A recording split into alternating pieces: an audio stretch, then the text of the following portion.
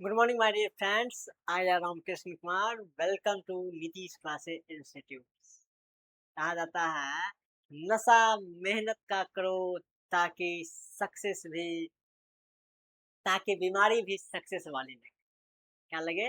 बीमारी भी सक्सेस वाली लगे। यही नशा है दोस्तों। क्या है?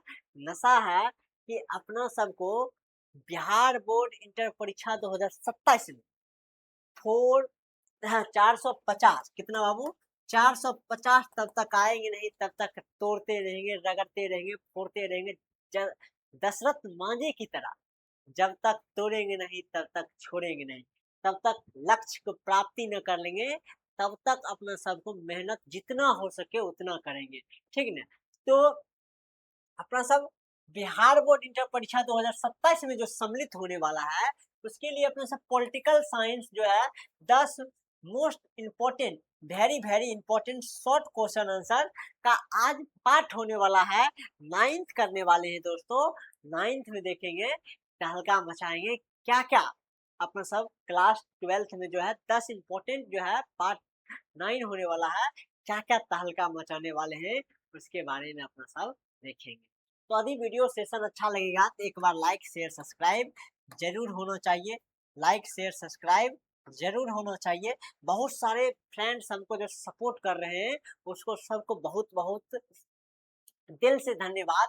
आप सब सपोर्ट कर रहे हैं, आप सपोर्ट कर रहे हैं तब हम जोश और जज्बा के साथ हमेशा प्रतिदिन आप देख रहे हैं हिस्ट्री और पॉलिटी के क्लास आपके समक्ष हम लेकर के हाजिर होते हैं 6:30 बजे शाम को।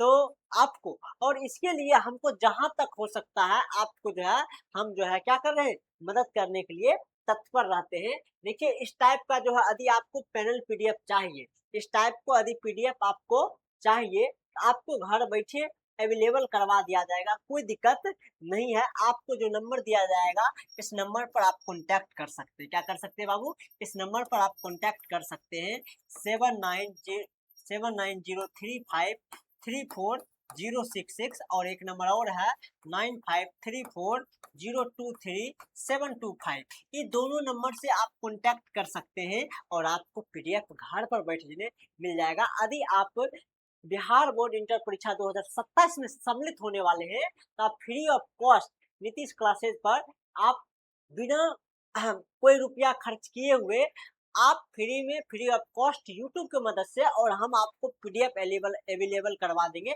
इसके मदद से आप पढ़ सकते हैं। दोस्तों समझ रहे हैं कि ना? आप आराम से पढ़ सकते हैं, कोई दिक्कत नहीं है। तो वीडियो यदि अच्छा लग रहा है तो लाइक तो होना चाहिए, शेयर होना चाहिए, सब्सक्राइब होना चाहिए। अपना सब वीडियो स्टार्ट करते हैं, सेशन स्टार्ट करते हैं। सबसे पहले आ लीजिए आपके समक्ष जो है सबसे पहला क्वेश्चन आपके समक्ष हाजिर हो गया। देखिए पहला ही क्वेश्चन क्या करा, बड़ा लाजवाब शानदार और झटकदार क्वेश्चन है। देखिए क्वेश्चन क्या कर रहा है, दलीय प्रणाली के विभिन्न प्रकार लिखिए। अब देखिए पूरा विश्व में जो है दलीय प्रणाली पार्टी का जो सिस्टम होता है ये 3 प्रकार का होता है। क्या होता है? किसी देश में एक ही पार्टी होता है। क्या पार्टी होता है? एक एक पार्टी होता है जिसको कहते हैं एक दलीय व्यवस्था। क्या कहते हैं? दलीय एक दलीय व्यवस्था। क्या कहते हैं? एक दलीय व्यवस्था कहते हैं इसको इंग्लिश में बोले तो अपना सब बोलते हैं वन पार्टी सिस्टम। क्या बोलते हैं? वन पार्टी सिस्टम बोलते हैं। जैसे कि आपको चीन में दिखाई के लिए मिलता है, चाइना में आपको देखने के लिए मिलता है। क्या मिलता है? चाइना में आपको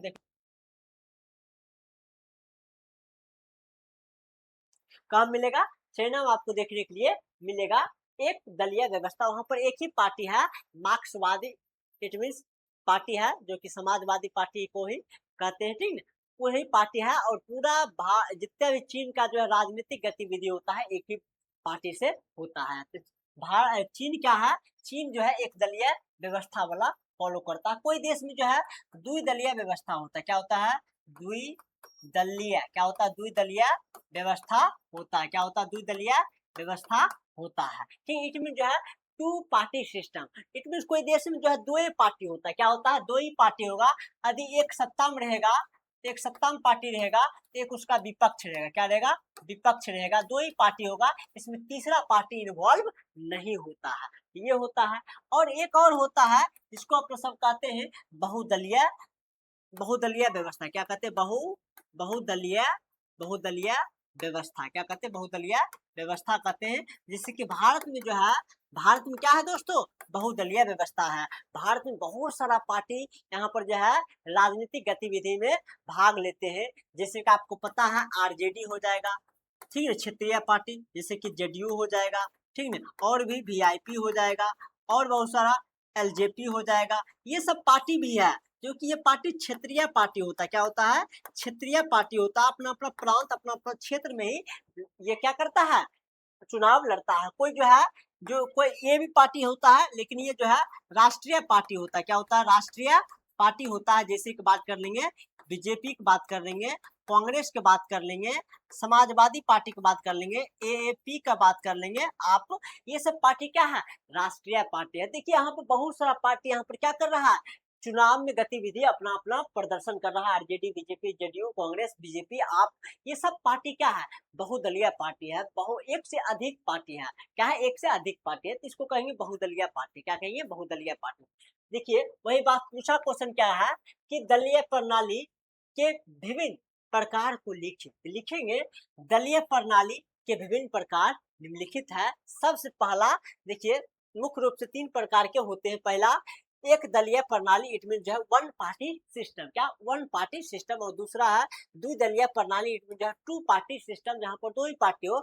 और तीसरा बात कर लेंगे बहुदलीय प्रणाली, इट मीन इंग्लिश बोले तो मल्टी पार्टी सिस्टम। क्या बोले, multi party system. I hope आपको जो है थोड़ा सा भी तकलीफ नहीं होना चाहिए समझने में। यदि वीडियो अच्छा लग रहा है तो एक बार लाइक, एक बार शेयर, एक बार सब्सक्राइब होना चाहिए दोस्तों।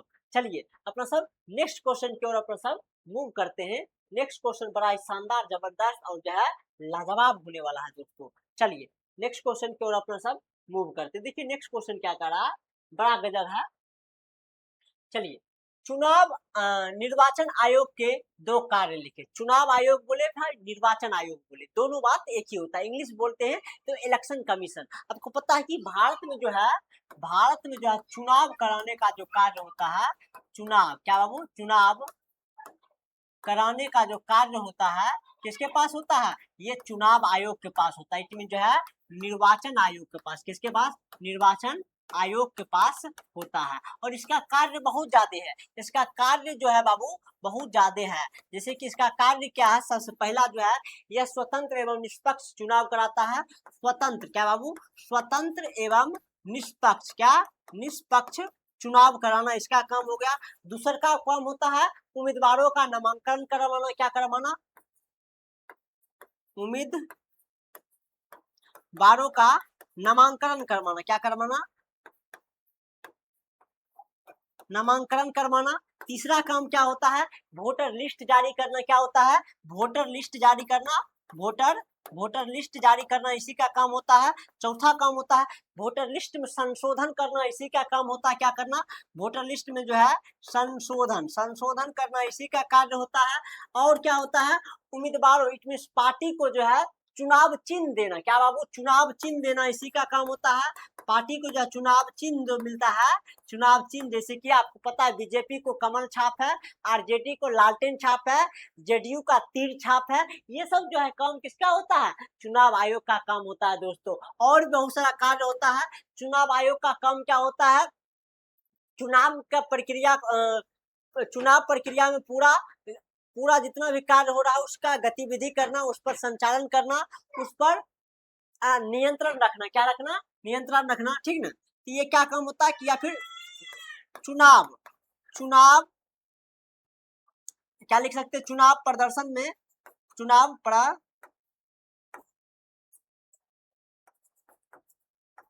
प्रदर्शन, क्या बाबू, चुनाव प्रदर्शन का नियम बनाना। क्या बनाना, नियम बनाना। आपको पता है चुनाव से 48 घंटा या फिर 24 घंटा पहले जो है पूरा जितने भी प्रचार प्रसार होता है सब कुछ बंद किया जाता है। ये सब जो नियम बनाता है, चुनाव प्रदर्शन का जो है नियम बनाता है, कौन बनाता है, चुनाव आयोग ही बनाता है।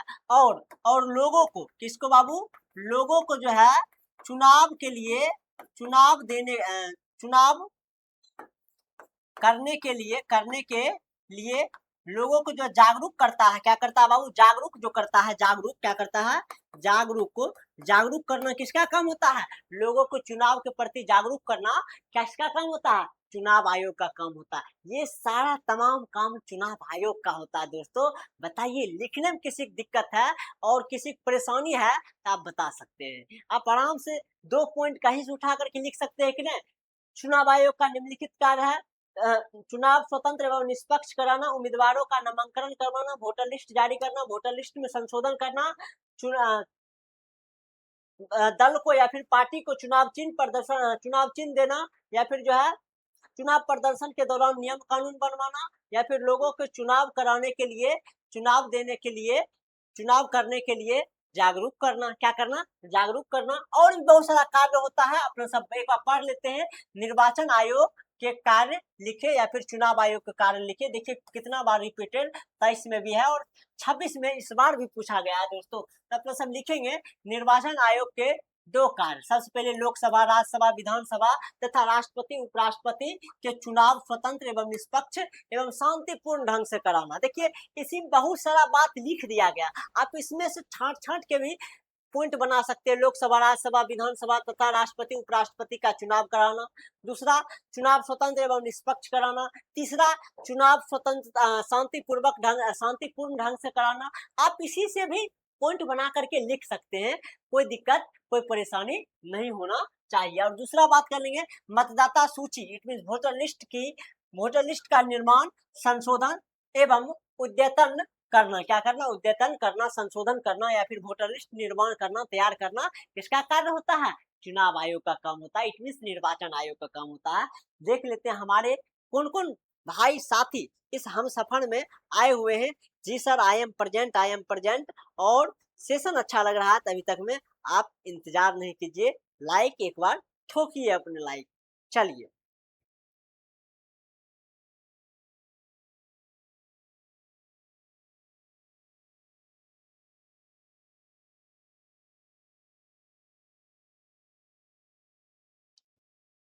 चलिए, गुड इवनिंग सर जी। निशा, चलिए निशा जी आए हैं। Good evening, good evening all student, good evening. बताइए क्लास कैसा लग रहा है? क्लास में एंजॉय हो रहा है कि नहीं? क्लास में एंजॉय होना चाहिए।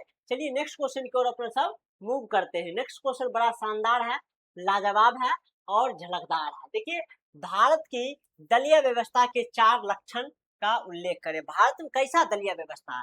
भारत में आपको पता है बहुदलीय व्यवस्था है। क्या है? बहुदलीय व्यवस्था है। भारत में कभी कभी क्या होता है, गठबंधन का सरकार भी बन जाता है। क्या बन जाता है? गठबंधन का सरकार भी बन जाता है। इसका विशेषता बोला है लिखने के लिए, भारत के दलीय व्यवस्था के 4 लक्षण का उल्लेख करें। क्या करें? 4 लक्षण का उल्लेख करें। तो लिखेंगे भारत के दलीय व्यवस्था के 4 लक्षण निम्नलिखित है। सबसे पहला लक्षण यही है, भारत में बहुदलीय व्यवस्था विद्यमान है। भारत में बहुदलीय व्यवस्था है कि नहीं दोस्तों? जी हाँ दोस्तों, है। बहुदलीय व्यवस्था प्रेजेंट है।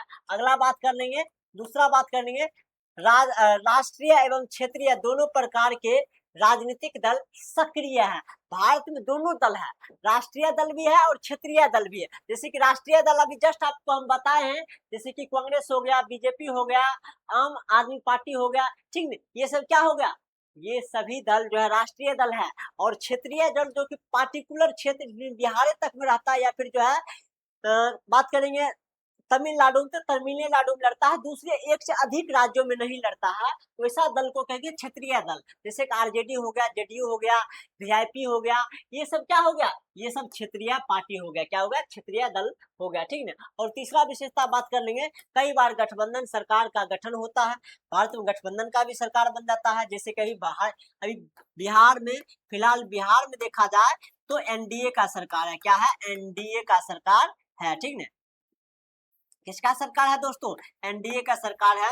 इसमें बहुत सारा पार्टी जुटा हुआ है, बीजेपी हो गया, ठीक है, जेडीयू हो गया, ठीक है, और जैसे कि जो है एलजेपी हो गया, बहुत सारा पार्टी इसमें जुट करके जो है एनडीए का सरकार गठन कर रहा है। और इसका किसको, इसका जो है अभी मुख्यमंत्री किसको बनाया गया है एनडीए सरकार में, बिहार में? तो सम्राट चौधरी जी हैं, आपको पता है, ठीक है। तो गठबंधन का सरकार भी बन सकता है, ठीक है। और चौथा बात विशेषता कर देंगे, राजनीतिक दल लोकतांत्रिक शासन, जनमत निर्माण तथा जनता का प्रतिनिधित्व करता है। और भारत का जो लोकतंत्र है या फिर भारत का जो राजनीतिक दल है, उस किसके लिए काम करता है? लोकतांत्रिक शासन पर कार्य करता है। और जनमत निर्माण पर कार्य करता है, जनता का प्रतिनिधित्व का कार्य करता है, ना कि अपनी मनमर्जी करता है। मेरा मन है कि हम अपने लिए एक रोड बना दे, हम अपने लिए जो है एक जो फ्लैट बना दे, ऐसा नहीं करता है।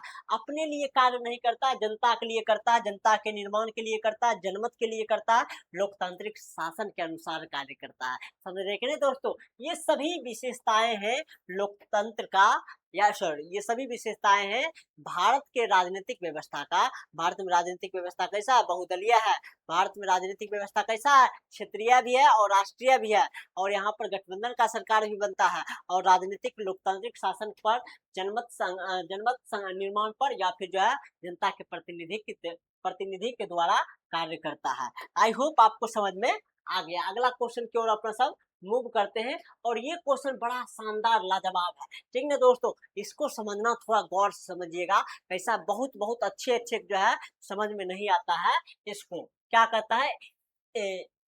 एकल एकल संक्रमणीय मत प्रणाली क्या है? एकल संक्रमणीय मत प्रणाली क्या है? आप सबने जानते होंगे। अपना सब क्या करते हैं? अपना सब वोट देते हैं। जैसे कि देखिए, जनता के क्या काम होता है? वोट देना। क्या काम होता है? वोट देना। अभी तक में ये बात सुने होंगे, पीएम को चुन करके जनता द्वारा चुन करके भेजा जाता है, सीएम को जनता द्वारा चुन करके भेजा जाता है। ये बात सुने हैं कि नहीं? ये कैसा है? ये लोगों का प्रतिनिधि होता है, मतलब कि लोग इसको चुन करके भेजते हैं, पीएम हो या फिर सीएम हो। है कि नहीं? सही बात। इसको अपना सब चुन करके भेजते हैं, लोगों द्वारा चुना जाता है। लेकिन अभी तक वो सुना है कि राष्ट्रपति का चुनाव होता है? ये सुना है बाबू कि राष्ट्रपति का जो है चुनाव होता है? इसमें पीएम को जो है चुनाव में देखिएगा तू महीना होता है, सीएम के चुनाव में तू महीना होता है लोगों के प्रति, जनता के प्रति। लेकिन राष्ट्रपति का चुनाव होता है, उसमें कहीं देखे हैं चौक चौराहा पर या फिर जो है बहुत सारा व्यक्ति संगठन बना करके कभी विरोध करना या फिर जो है कभी हड़ताल करना कि हम राष्ट्रपति इस व्यक्ति को बनाना चाहते, इस व्यक्ति को बनाना चाहते? नहीं देखे होंगे। क्यों? क्योंकि यह जो राष्ट्रपति का जो चुनाव होता है वो किसके अनुसार होता है? एकल संक्रमणीय मत के अनुसार होता है। इसमें जो है कौन कौन रहता है शामिल? इसमें जो है लोकसभा के सदस्य शामिल होते हैं, इसमें लोकसभा के सदस्य, राज्यसभा के सदस्य शामिल होते हैं, और जो है जितना भी जो है विधानमंडल का सदस्य होते हैं, विधान मंडल, क्या बाबू? विधान मंडल। इसमें क्या आ जाएगा? विधानसभा चलाएगा, ठीक है, विधानसभा चलाएगा, एक बार देख लीजिएगा बढ़िया से, और विधान परिषद चलाएगा। क्या जाएगा? विधान परिषद चलाएगा। यहाँ सब में जितना भी एमएलए बैठल रहते हैं, इसमें जो है विधायक रहते हैं, ये क्या करते हैं? राष्ट्रपति का चुनाव करते हैं। राष्ट्रपति का चुनाव डायरेक्ट जनता द्वारा नहीं किया जाता है, और ये जो है किस प्रणाली से किया जाता है?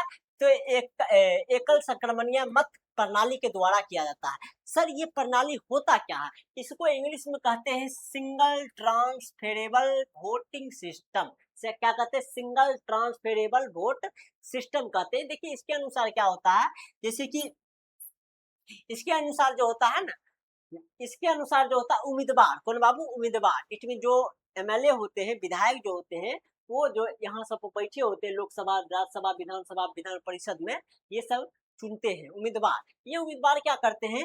ये उम्मीदवार जो है अपने पसंद या नापसंद के अनुसार जो है चयन करते हैं, प्रथम, द्वितीय, तृतीय, और जो है बहुत सारा जो खड़ा होता है। मान लीजिए कि इस बार जो है राष्ट्रपति के चुनाव में जो है एक व्यक्ति है ए, एक व्यक्ति है बी, एक व्यक्ति है सी चुनाव लड़ा। क्या लड़ा?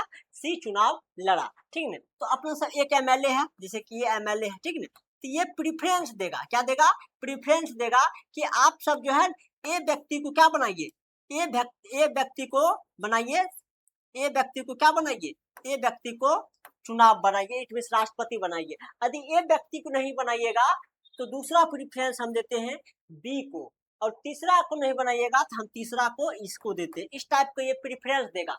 आप सबसे पहले ए व्यक्ति को बनाइए राष्ट्रपति, ए व्यक्ति नहीं बनना चाहता है तब बी व्यक्ति को बनाइए, और बी व्यक्ति नहीं बनना चाहता है तो हम सी व्यक्ति को बनाएंगे। इस टाइप के एक एमएलए वोट दिया, इसी टाइप को दूसरा एमएलए भी वोट देगा कि हम चाहते हैं सबसे पहले सी उम्मीदवार को, इट मीन सी व्यक्ति को राष्ट्रपति बनाया जाए। क्या बनाया जाए? राष्ट्रपति बनाया जाए। तो ये व्यक्ति किसको पहला उम्मीदवार बनाएगा? इसको। दूसरा किसको बनाएगा? दूसरा मान लीजिए कि ये व्यक्ति को बनाया, दूसरा बोला कि हमको हम यदि सी नहीं बनना जाएगा तो हम दूसरा अपना प्रेफरेंस किसको देंगे?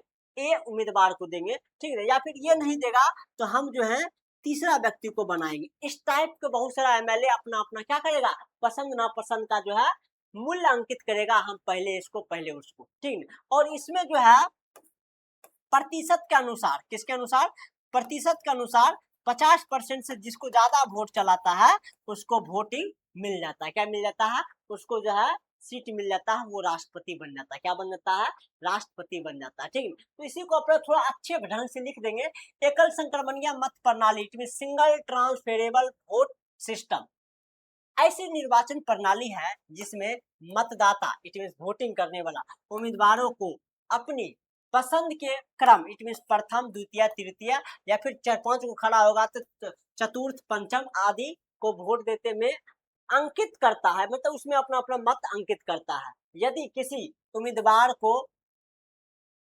को आवश्यक मत नहीं मिलते या वह निर्वाचित हो जाता है तो मत अगले पसंदीदा उम्मीदवार को स्थानांतरित कर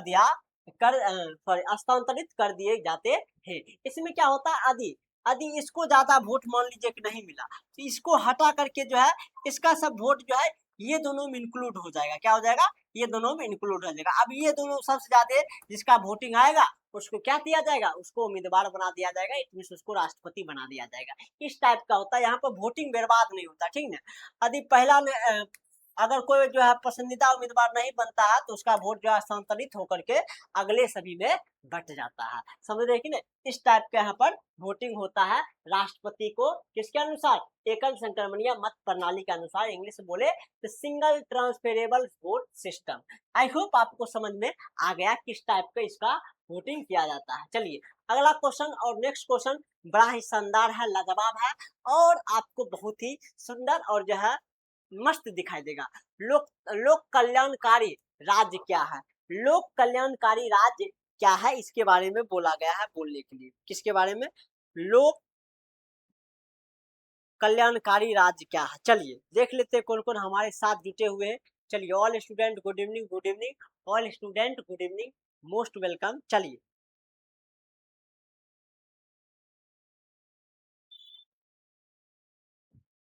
चलिए तो लोक कल्याणकारी राज्य क्या है, देखिए लोक कल्याणकारी, आपको लोक मतलब पता होना चाहिए, लोग होना चाहिए, मतलब जनता होता है, क्या होता है, जनता। तो जनता के कल्याणकारी राज्य क्या होता है, मतलब कि जनता के कल्याणकारी राज्य वे राज्य होते हैं जहां पर नागरिकों को, जिसको बाबू, नाग नागरिकों को जो है, नागरिकों का जो है, नागरिकों को क्या देना चाहिए, नागरिकों को जो है सम्मान, समानता, क्या, समानता का अधिकार देना चाहिए और समान अवसर, क्या, अवसर, समान अवसर मिलता है। और यहाँ पर जो है शिक्षा हो गया, स्वास्थ्य हो गया या फिर जो है आधारभूत संरचना जो है यहाँ के राजनीति बहुत ही अच्छे ढंग से किए रहते हैं, उसी को अपने सब कहेंगे लोक कल्याणकारी राज्य। क्या कहेंगे, लोक कल्याणकारी राज्य वह राज्य है जो अपने नागरिकों के सामाजिक, आर्थिक और शैक्षणिक विकास के लिए कार्य करता है। लोक कल्याणकारी राज्य वे राज्य होते हैं जहां पर जो है नागरिकों के लिए, किसको लिए, नागरिक जनता के लिए सामाजिक, आर्थिक और शैक्षणिक विकास के लिए कार्य करता है। ऐसे राज्य शिक्षा, स्वास्थ्य, रोजगार, सामाजिक सुधार, सुरक्षा तथा समान अवसर कराना, उपलब्ध कराकर जनता के जीवन स्तर को बेहतर बनाने का प्रयास करता है।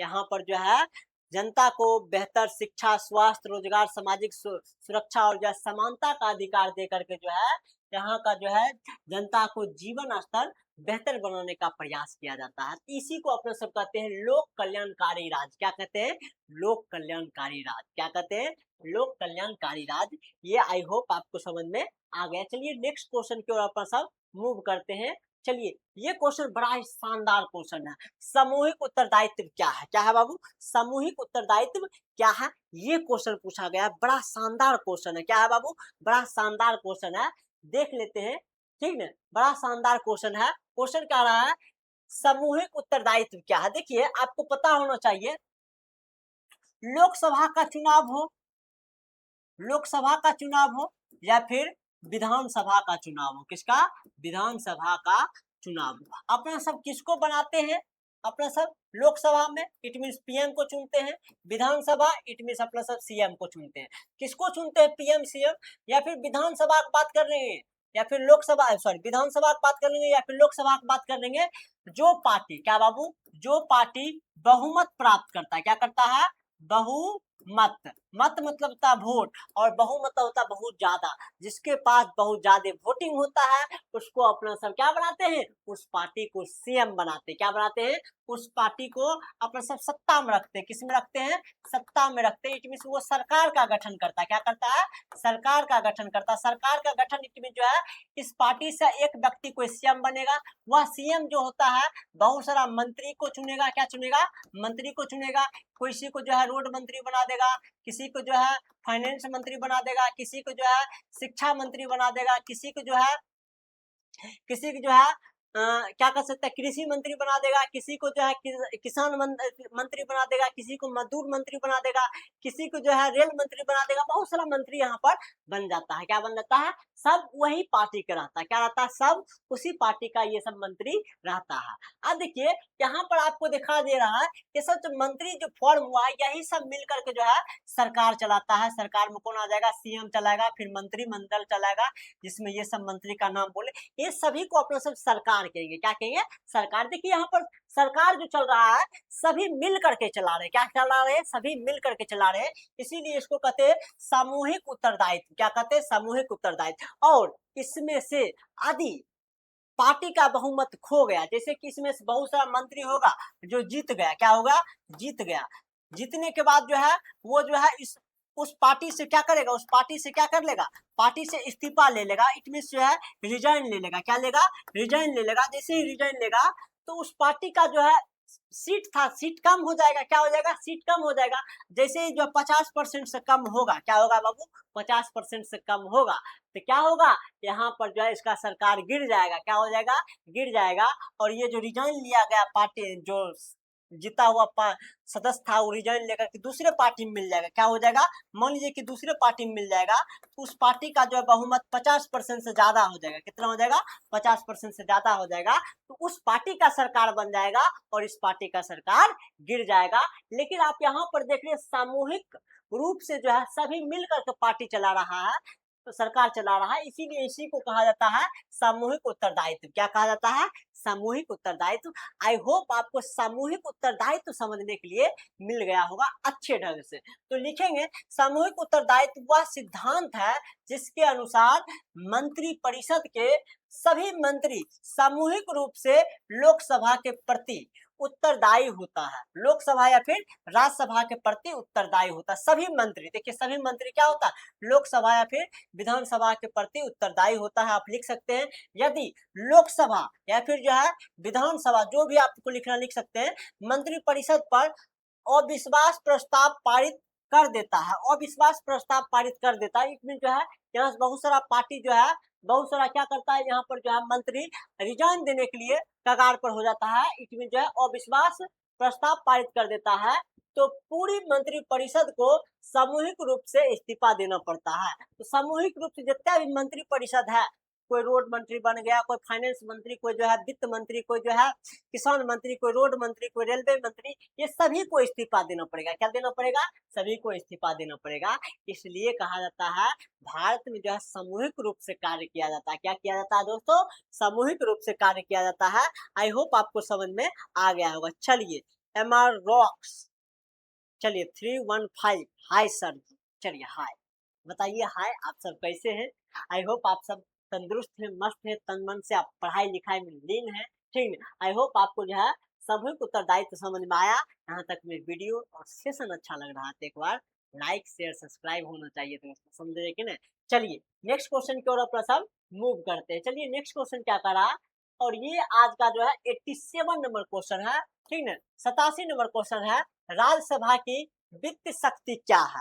राज्यसभा का वित्त शक्ति जो है सीमित है बाबू, क्या है, एज कंपेरिजन टू लोकसभा, क्या बाबू, लोकसभा, लोकसभा जो है राज्यसभा का, किसका, राज्यसभा का, राज्य, अरे भाई राज्य, राज्यसभा का क्या है, वित्त शक्ति, क्या बाबू, वित्तीय शक्ति, वित्तीय शक्ति जो है वित्तीय शक्ति क्या है, थोड़ा सीमित है। क्या है, सीमित है, मतलब कम है। क्या है, कम है, एज कंपेरिजन टू लोकसभा। जैसे कि एक होता है बिल होता है जिसको कहते हैं धन विधेयक। क्या होता है, धन विधेयक। धन विधेयक सिर्फ और सिर्फ जो है लोकसभा में पारित हो सकता है, राज्यसभा में नहीं हो सकता। यहाँ पर देखिए वित्त के मामले में क्या है, राज्यसभा का शक्ति थोड़ा सीमित है। और ये धन विधेयक जो होता है राज्यसभा में भी जाती है, लेकिन राज्यसभा में कितने दिनों के लिए, 14 दिनों के लिए। और 14 दिन में ये रिजल्ट सुनाएगा तो सुनाएगा, नहीं सुनाएगा तो धन विधेयक ऑटोमेटिक जो है माना जाएगा कि राज्यसभा क्या कर दिया, पास कर दिया। क्या कर दिया, पास कर दिया। देखो ये अपना मनमर्जी हो गया।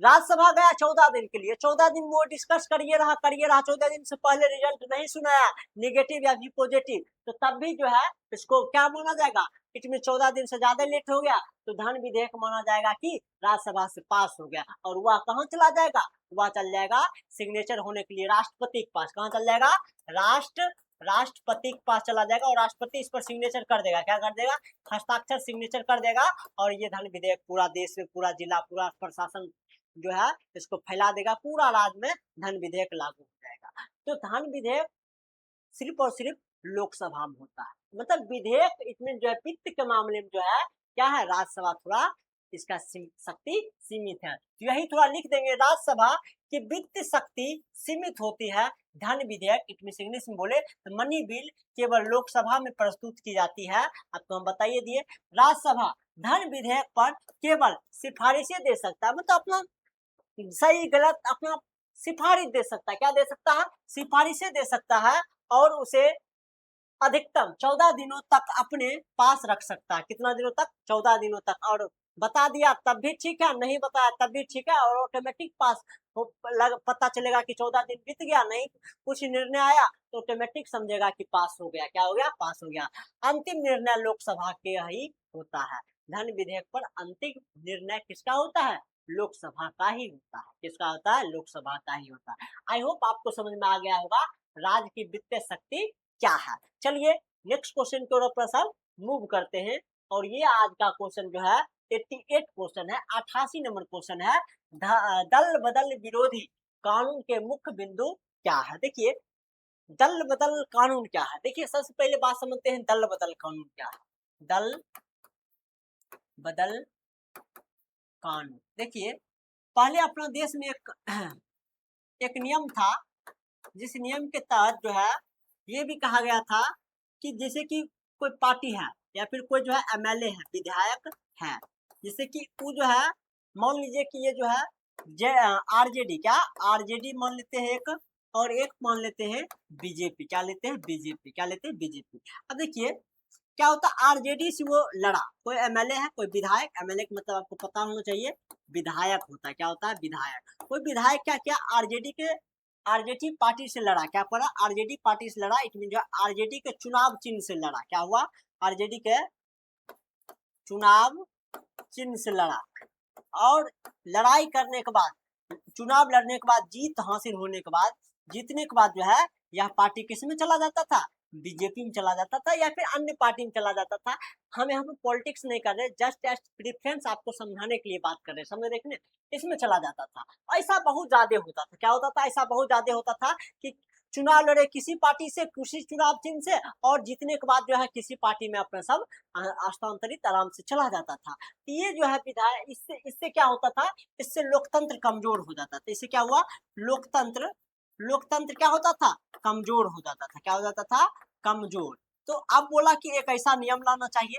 तो 1885 में, कब बाबू, 1885 में, जिस समय कांग्रेस का ही सरकार था, किसका, कांग्रेस का ही सरकार था। इस समय पीएम जो थे, प्राइम मिनिस्टर, वो कौन थे, राजीव गांधी। क्या थे, राजीव गांधी थे। क्या थे बाबू, राजीव गांधी थी। इन्होंने जो है संविधान में एक संशोधन करवाया। संविधान में क्या करवाया, संविधान में एक संशोधन करवाया। क्या करवाया, संशोधन करवाया। कौन सा संशोधन, 52वें संविधान संशोधन। और उसके तहत एक नियम लाया जिसको कहते हैं दल बदल कानून। क्या कहते हैं, दल बदल कानून कहते। क्या कहते, दल बदल कानून कहते। इस कानून के तहत यदि कोई भी जो है एमएलए या फिर विधायक अपने पार्टी का जो है जो अध्यक्ष रहते हैं या फिर जो पार्टी का जो नियम कानून होता है उसका उल्लंघन करेगा तो वह पार्टी का जो अध्यक्ष रहेगा उसका उसका जो राजनीतिक सदस्यता जो है रद्द करवा सकता है। क्या करवा सकता है? उसका जो है अधिकार जो मिला रहता है उसको रद्द करवा सकता है। जो वो जब विधायक पद पर जो रहते हैं उसको रद्द करवा सकता है। क्या करवा सकता है? रद्द करवा सकता है। किसके अनुसार? दल बदल कानून के अनुसार। इसके अनुसार बोला गया है कि पार्टी का जो है आधा से अधिक सदस्य तब तक जो है चेंज करना नहीं चाहेगा, बदलना पार्टी नहीं चाहेगा, तब तक एक एमएलए चाहेगा कि हम इस पार्टी में उछल के इस पार्टी में चला जाएंगे, तो ऐसा नहीं हो सकता है। क्या हो सकता है? ऐसा नहीं हो सकता है। जिसके कारण से अब ये कानून आ जाने के बाद जो है लोकतंत्र फिर से क्या हो गया? मजबूत स्थिति में आ गया। क्या हो गया? मजबूत स्थिति में आ गया। यही बातें लिखना है। दल बदल विरोधी कानून के मुख्य बिंदु क्या है? लिखेंगे अपना सब। दल बदल कानून 52वें संविधान संशोधन 1885 में किया गया, राजीव गांधी द्वारा लाया गया एक कानून है। इसके तहत जो हुआ है उसको लिख देंगे, ठीक है। तो लिखेंगे दल बदल विरोधी कानून 1985 में लागू हुआ था, ठीक है। तुम इसे हो लिख सकते हैं 42वें संविधान संशोधन के तहत लागू हुआ था। इस अनुसार दल बदलने वालों सांसद या विधायक की सदस्यता समाप्त हो सकती है पार्टी के निर्देश के विरुद्ध मतदान या स्वेच्छा से पार्टी छोड़ना सभी अयोग्यता को आधार बन सकता है, ठीक है। आधार बन सकता है। यदि कोई पार्टी के जो है निर्देश का विरोध करेगा या फिर जो है उसका जो है उसके विरुद्ध में जो है मतदान करेगा और पार्टी कहेगा एक व्यक्ति को वोट दो और ये चाहेगा बी व्यक्ति को वोट दो, तो उसके विरुद्ध जो है मतदान करेगा, पार्टी के विरुद्ध मतदान करेगा या फिर अपने स्वेच्छा से काम करेगा या फिर पार्टी छोड़ देगा, तो उसका जो है अयोग्यता हो सकता है। वो योग कोई किसी चीज का योग नहीं हो सकता, मतलब विधायक बनने का उसके पास योग छीना जा सकता है। क्या जा सकता है? छीना जा सकता है। इसी को अपना सब कहते हैं दल बदल विरोधी कानून। क्या कहते हैं? दल बदल विरोधी कानून। आई होप आपको समझ में आ गया दल बदल विरोधी कानून। यदि समझ में आया तो एक बार लाइक होना चाहिए दोस्तों, ठीक है। चलिए अपना सब जो है नेक्स्ट क्वेश्चन की ओर अपना सब मूव करते हैं और ये आज का जो है सेकेंड लास्ट क्वेश्चन है। क्या बाबू? सेकेंड लास्ट क्वेश्चन है। एक बार इसको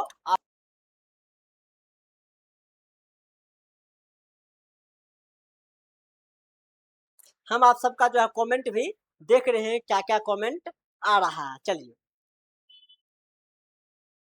क्या क्या कमेंट आ रहा है हम कमेंट देख रहे हैं दोस्तों।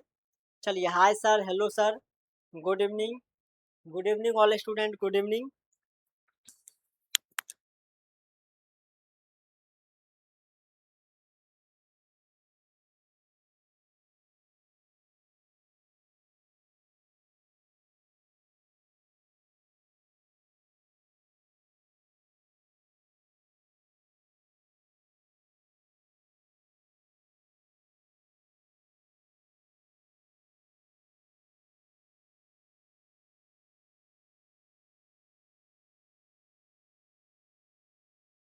दोस्तों तो आपको समझ में आ गया है। देखिए क्वेश्चन आप सब पढ़ लिए होंगे। राष्ट्रपति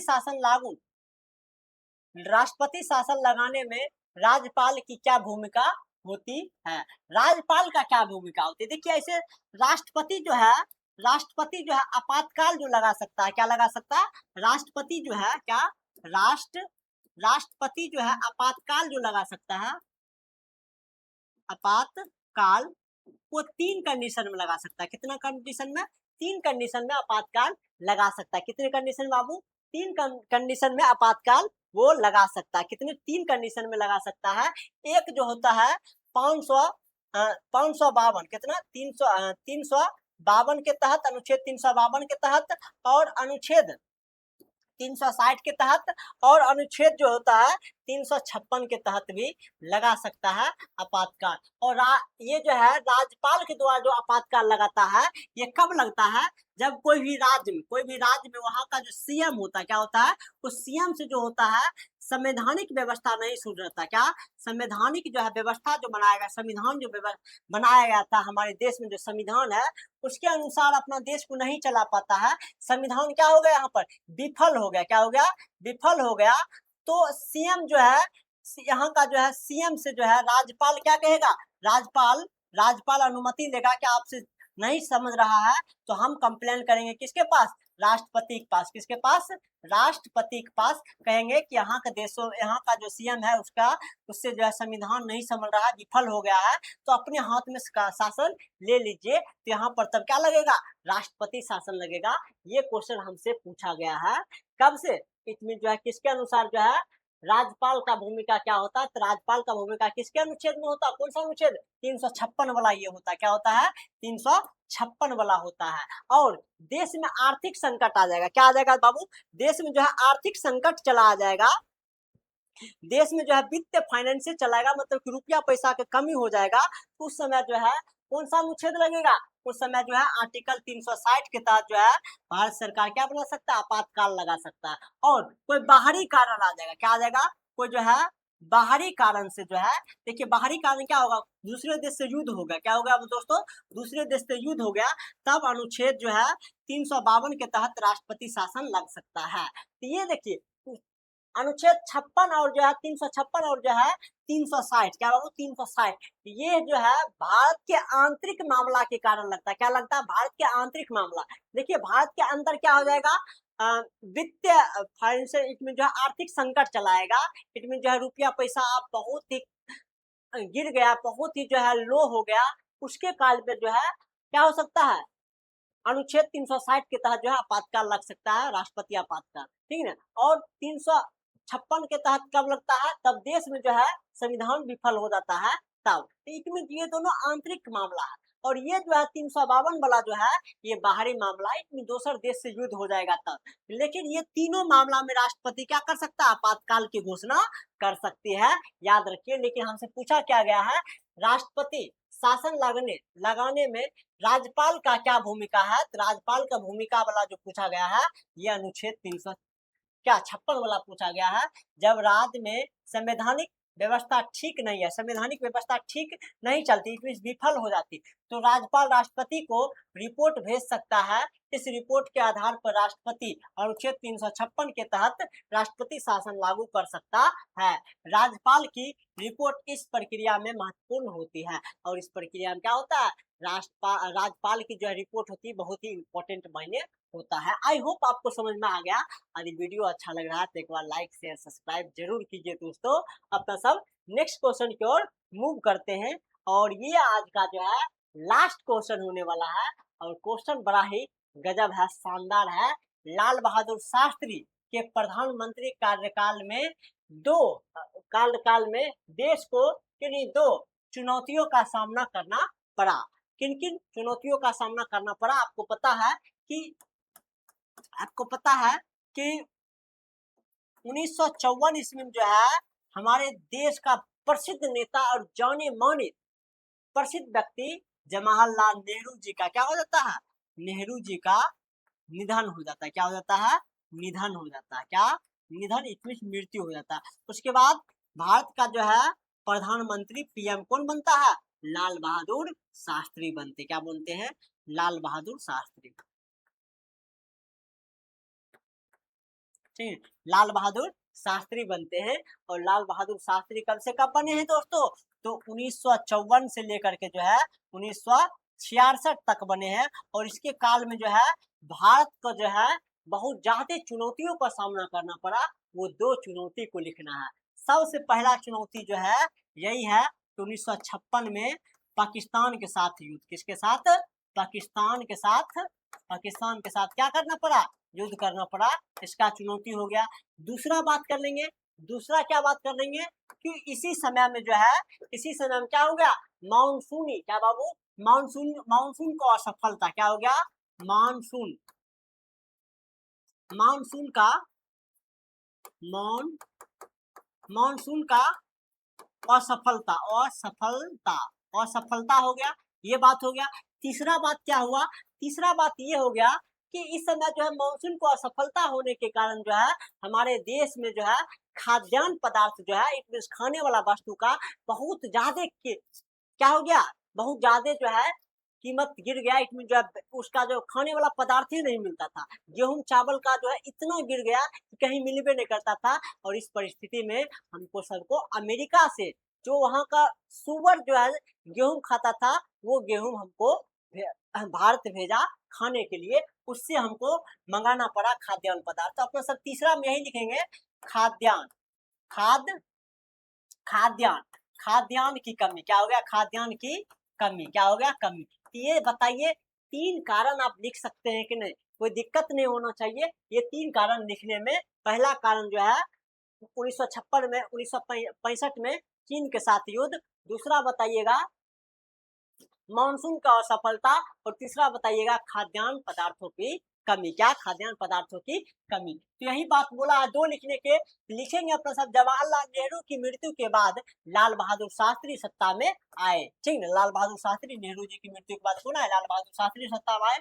1964 से 1966 तक प्रधानमंत्री पद पर रहे। इन्होंने जो है 2 साल में क्या हुआ, 2 साल प्रधानमंत्री पद पर रहे। इसी दौरान उन्हें मुख्य रूप से निम्नलिखित 2 चुनौतियों का सामना करना पड़ा। सबसे पहला, देश के अधिकांश भागों में अकाल की स्थिति उत्पन्न हो गई। क्या हो गई, अकाल की स्थिति उत्पन्न हो गई। इसमें मानसून असफलता हो गई तो अकाल की स्थिति उत्पन्न हो गई, जिससे खाद्यान्न को संकट उत्पन्न हो गया। ठीक है, खाद्यान्न को संकट उत्पन्न हो गया। खाने पीने वाला जो है उत्पादित वस्तु था उसका संकट का जो है उत्पत्ति हो गया। दूसरा बात करेंगे, सन 1956 में भारत पाकिस्तान युद्ध आरंभ हुआ। क्या हुआ, भारत पाकिस्तान युद्ध आरंभ हुआ। बताइए, इसको समझने में कोई दिक्कत? 10 क्वेश्चन आपको जो है वेरी वेरी इंपॉर्टेंट करवाए हैं। बताइए, इसको समझने में किसी कोई दिक्कत? बताइए एक बार, इसको समझने में किसी कोई दिक्कत नहीं होना चाहिए। यदि दिक्कत नहीं है तो एक बार वीडियो को लाइक शेयर सब्सक्राइब करिए। मिलते हैं फिर नेक्स्ट हिस्ट्री के पार्ट पर। और उसका भी पार्ट आई थिंक आज जो है 5 या 6 होने वाले हैं। Very very important 10 subjective question उसका भी लेकर के आते हैं। फिर मिलते हैं हिस्ट्री की क्लास में। तब तक take care of you. Thank you, bye bye, अपना ख्याल रखिएगा।